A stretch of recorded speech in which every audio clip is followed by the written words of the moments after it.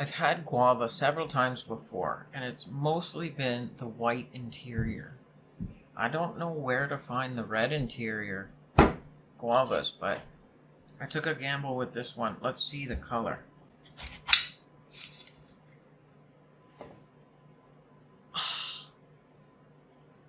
Disappointing.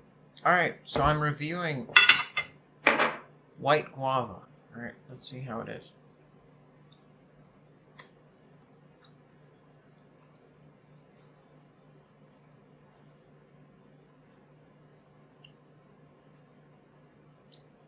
It's okay.